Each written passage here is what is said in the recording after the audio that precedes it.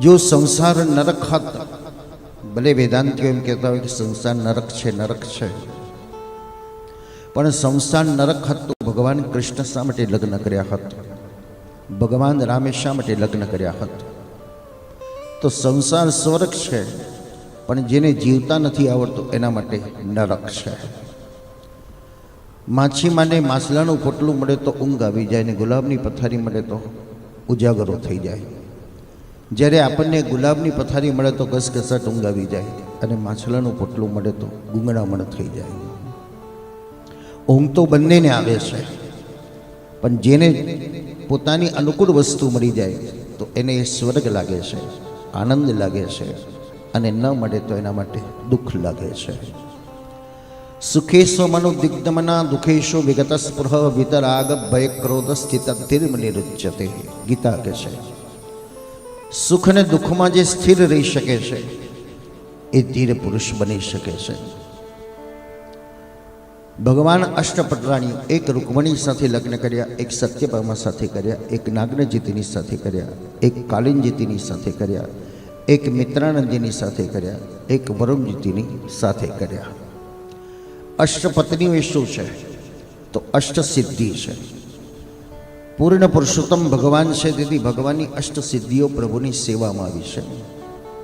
આપણે અંશરૂપી છે તો આપણી એક સિદ્ધિ છે, અને તેથી પતિ પત્ની આપણા માટે એક છે. પુરુષની સિદ્ધિ એની પત્ની છે, અને પત્નીની સિદ્ધિ એનો પતિ છે. ભગવાન પૂર્ણ પુરુષોત્તમ હોવાથી ભગવાનનું અષ્ટસિદ્ધિ સકલ સિદ્ધિ હેતુ મુદા મુરારી પદ પંકજ સ્ફુરત મંદરેનો કટાક્ષ. ભગવાનની સકલ સિદ્ધિઓ ઉપસ્થિત થઈ. હવે કૃષ્ણ આપણને શીખવાડે છે કે ઘરમાં કેવી રીતે રહેવું. આપણને રહેતા જ નથી આવડતું. ઘર કર્યું ખરું, પણ ઘરમાં રહેતા નથી આવડતું. લાંબા જોડે ટૂંકો જાય, મરે નહીં તો માંદો થાય. જે લોભ છે, આસક્તિ છે. ભૂમાસુરે વિચાર કર્યો કૃષ્ણ 8 પત્ની લાવે તો હું 16,100 કેમ ના ભેગી કરું? મારું નામ વર્લ્ડ રેકોર્ડમાં જવું જોઈએ. મહાન બનવું છે, પણ કેવી રીતે બનવું એ કળા નથી. આજે માણસને રાતોરાત કરોડપતિ બનવું છે, પણ કેવી રીતે બનવું ખબર નથી. એટલે શોર્ટકટ લેવા જાય, ખિસ્સું કાપી આવે, ચોરી કરી આવે, અનિતિ અધર્મ કરી દે. બળથી મહાન નથી બનાતું, પણ કળથી મહાન બની શકાય છે. તો ભૌમાસુરે બળનો ઉપયોગ કર્યો. જે રાજાની સારી દીકરી જોવે એની પર ચડાઈ કરે અને દીકરીને ઉપાડી લાવે. 16,100 કન્યાઓ ભેગી કરી. બસ હવે 8 કન્યા મારે ખૂટે છે. 8 આવે એટલે વર્લ્ડ રેકોર્ડમાં મારું નામ આવી જાય. આજે માણસ પૈસાથી વર્લ્ડ રેકોર્ડમાં નામ ચડાવી દે છે. ભાઈ 5-50 કરોડ 100 કરોડ ખર્ચું, પણ મારું નામ વર્લ્ડ રેકોર્ડમાં આવવું જોઈએ. એ નામ શા કામનું? પણ ભગવત કૃપા દ્વારા જ્યારે સેવા કરતાં કરતાં તમારું નામ રોશન થાય. મીરા, નરસિંહ, કબીર, તુકારામ, એકનાથ, કોઈએ નામ રેકોર્ડ કરાવવા નથી કર્યું, પણ છતાં કે દુનિયા જેને યાદ કરે છે.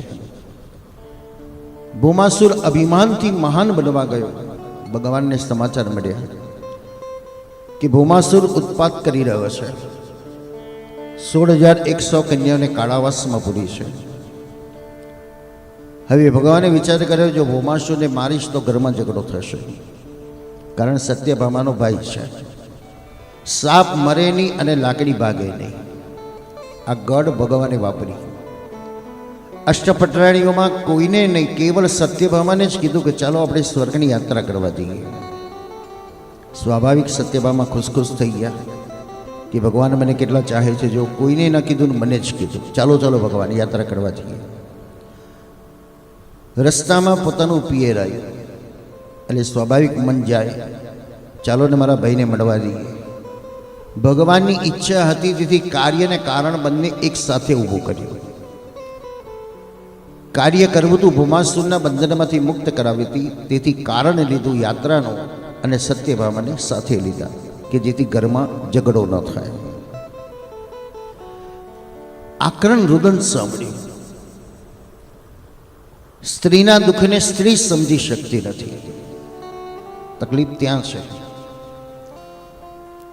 એક વહુએ પોતાની સાસુને એટલે સાસુએ વહુને કીધું કે વહુ જેવા થઈને આવ્યા છો તો વહુ જેવા થઈને રહો. અને વહુએ સામે કીધું તમે વહુ જેવા થઈને આવ્યા છો તો વહુ જેવા થઈને રહો. એટલે સાસુનો પિત્તો ગયો, મને વહુ કીધું, હું તારી સાસુ છું, તારી સાસુ છું. વહુએ કીધું બા તમે વહુ છો અને હું પણ વહુ છું. ફરક એટલો છે હું તમારા દીકરાની વહુ છું, તમે મારા સસરાની વહુ છો. આપણે બંને સરખા જ છીએ, પણ ત્યાં એક નશો આવી જાય, હું સાસુ છું. હું આ ઘરમાં વહુ બનીને આવી ત્યારે કેવી પરિસ્થિતિ હતી, મારી કેવું જીવન હતું, તો આવનારી દીકરીને પણ એવી તકલીફો ન થાય. તો એકબીજાનું દુઃખ સમજી જાય તો કોઈ ઘરમાં ઝઘડા જ ન થાય. પણ નથી વહુ સમજી શકતી કે નથી સાસુ સમજી શકતી, પરિણામે ક્લેશો થાય છે.